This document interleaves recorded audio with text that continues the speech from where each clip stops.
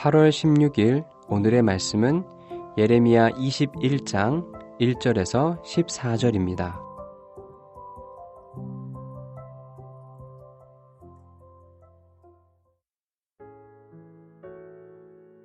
여호와께로부터 예레미야에게 말씀이 임하니라. 시드기야 왕이 말기야의 아들 바스훌과 제사장 마아세야의 아들 스바냐를 예레미야에게 보내니라.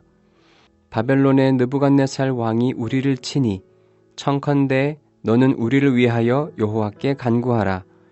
여호와께서 혹시 그의 모든 기적으로 우리를 도와 행하시면 그가 우리를 떠나리라 하니. 예레미야가 그들에게 대답하되 너희는 시드기야에게 이같이 말하라. 이스라엘의 하나님 여호와께서 이와 같이 말씀하시되 보라, 너희가 성 밖에서 바벨론의 왕과 또 너희를 애워싼 갈대아인과 싸우는 데 쓰는 너희 손의 무기를 내가 뒤로 돌릴 것이요 그것들을 이 성 가운데 모아들이리라. 내가 든 손과 강한 팔 곧 진노와 분노와 대노로 친히 너희를 칠 것이며 내가 또 사람이나 짐승이나 이 성에 있는 것을 다 치리니 그들이 큰 전염병에 죽으리라 하셨다 하라. 여호와의 말씀이니라. 그 후에 내가 유다의 왕 시드기야와 그의 신하들과 백성과 및 이 성읍에서 전염병과 칼과 기근에서 남은 자를 바벨론의 느부갓네살 왕의 손과 그들의 원수의 손과 그들의 생명을 찾는 자들의 손에 넘기리니 그가 칼날로 그들을 치되 측은히 여기지 아니하며 긍휼히 여기지 아니하며 불쌍히 여기지 아니하리라 하셨느니라.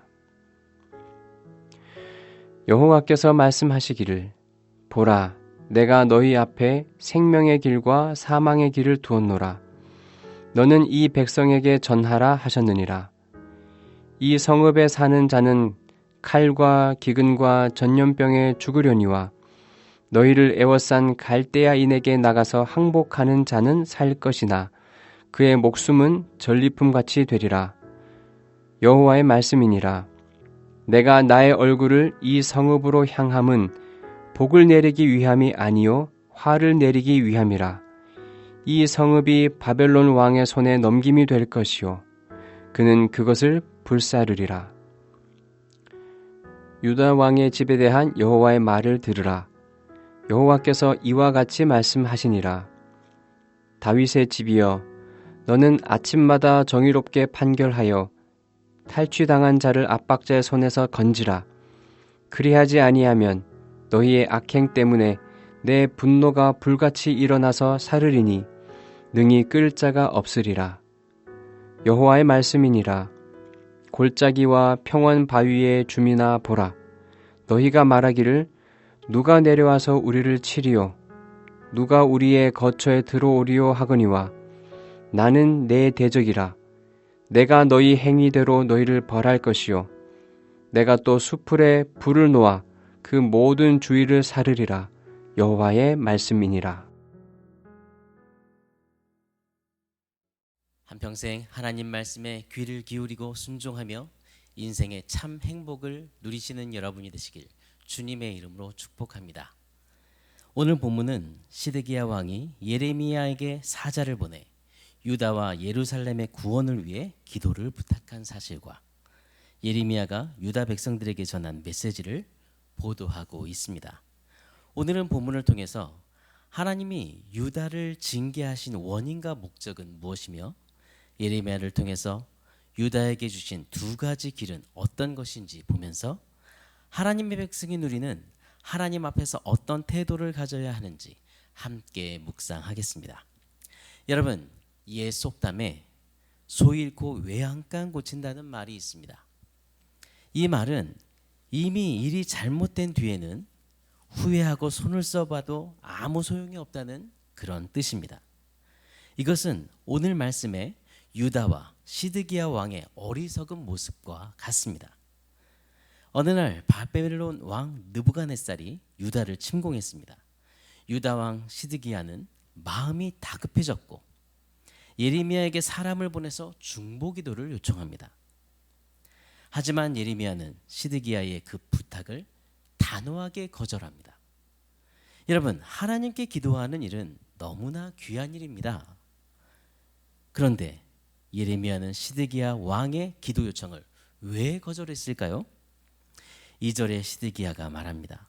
혹시 그의 모든 기적으로 우리를 도와 행하시면 그가 우리를 떠나리라. 시드기야는 예레미야에게 중보기도를 요청한 이유가 하나님의 능력을 믿어서가 아니었습니다. 그는 죄악에 대한 자신의 아무런 회개 없이 그저 임박한 심판을 모면하려는 여러 가지 방편 중에 그 중에 하나로 기도 요청을 한 것입니다. 즉 순수하지 않은 동기로 하나님의 도움을 구한 것입니다. 5절에 하나님께서 시드기야에게 내가 든 손과 강한 팔 곧 진노와 분노와 대노로 친히 너희를 치겠다고 경고하십니다. 그리고 하나님께서 시드기야와 백성들에게 말씀하십니다. 보라, 내가 너희 앞에 생명의 길과 사망의 길을 두었노라. 생명의 길은 무엇일까요? 바로 바벨론에게 항복하라는 것입니다. 또 사망의 길은 무엇일까요? 바벨론에게 대항하면 심판을 받게 된다는 것입니다. 이 말씀을 비춰볼 때 바벨론은 단순히 유다와 예루살렘을 점령하는 것이 아니라 바벨론은 하나님의 심판을 수행하는 자들입니다. 하나님은 사람이든 짐승이든 성읍에 있는 모든 것을 큰 전염병으로 쳐서 죽게 하실 것이고, 살아남은 자들은 바벨론의 손에 넘겨져서 결국 모두 죽게 될 것이라고 말씀하십니다. 여러분, 시드기야와 유다 백성들이 왜 이런 심판을 받았습니까? 바로 하나님의 말씀에 귀를 기울이지 않았기 때문입니다. 그래서 유다 백성들은 예레미야가 전하는 하나님의 말씀도 듣지 않았습니다. 유다 백성들은 하나님의 경고도 듣지 않고 우상 숭배를 하면서 예루살렘을 불결한 장소로 만들었습니다. 하나님은 예레미야를 통해서 그 죄를 지적했고, 그럼에도 불구하고 그들은 죄를 회개하지 않고 그들은 끝까지 하나님의 말씀을 무시했습니다. 그리고 그들의 삶에 하나님의 공의가 사라지고 잘못된 판결이 난무하여 약한 자들이 고통을 받고 있었습니다. 그래서 하나님은 유다 왕가에게 말씀하십니다. 여호와의 말을 들으라. 하나님의 공의를 행하라. 하나님은 유다 백성들이 하나님 말씀에 귀를 기울이고 하나님만 의지하기를 원하셨습니다. 그러나 그들은 하나님을 의지하지 않았습니다. 여러분, 예루살렘 성은 삼면이 계곡으로 둘러싸여 있기 때문에 적들이 침범하기 힘든 난공불락의 요새입니다. 그래서 유다 백성들은 하나님을 의지하지 않고 오히려 그 성을 의지했습니다. 그들은 하나님이 그들을 보호해 주지 않아도 그 튼튼한 성이 그들 자신을 지켜줄 거라고 그렇게 믿었습니다. 하지만 예레미야는 그들이 의지했던 그 성도 결국은 함락될 것이라고 말합니다. 하나님은 어리석은 그들을 철저하게 심판하십니다. 사랑하는 여러분, 인생의 불행은 시드기야와 유다 백성들처럼 하나님 말씀에 귀를 닫을 때 시작됩니다. 하나님의 백성인 우리는 하나님의 말씀에 귀를 기울여야 합니다. 여러분, 하나님의 말씀에 귀를 기울이십시오. 우리에게 가장 강한 요새와 방패는 어디에 있습니까? 바로 하나님이십니다. 여러분, 그 하나님만 의지하십시오. 그 길이 생명의 길이며 참 행복의 길입니다. 오늘도 하나님 말씀에 귀를 기울이고 하나님만 의지하며 참 행복의 길을 가는 여러분이 되시기를 바랍니다. 오늘의 암구호는 하나님 말씀에 귀를 기울이라. 하나님 말씀에 귀를 기울이라.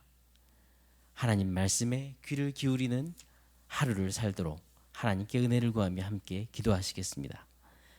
하나님 아버지, 우리를 죄악 가운데서 건지셔서 거룩한 하나님의 자녀로 삼아주신 은혜를 감사합니다.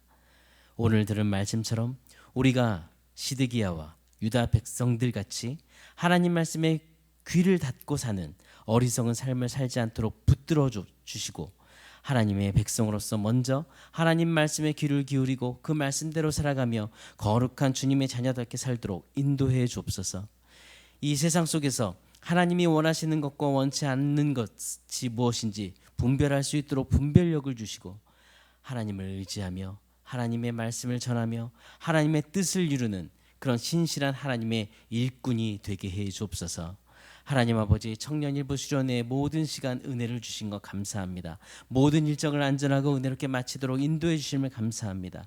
더 하나님을 사랑하고 서로를 세워주며 그들의 마음이 또한 성령의 충만함과 부흥이 있도록 은혜를 베풀어 주시고, 이 땅에 하나님의 자녀의 분명한 정체성을 가지고 하나님의 뜻을 분별하며 믿음에 승리하는 그런 청년들이 되도록 은혜를 주옵소서.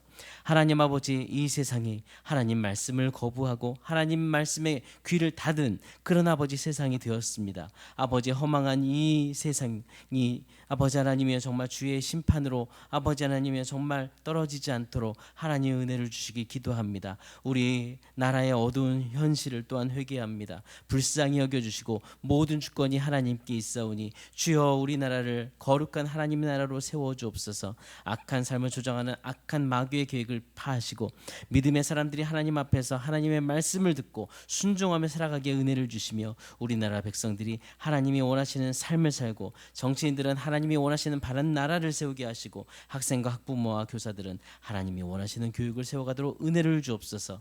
이기적인 마음을 버리고 남을 소중히 여기며 또한 생명을 귀하게 여기는 마음을 주옵소서.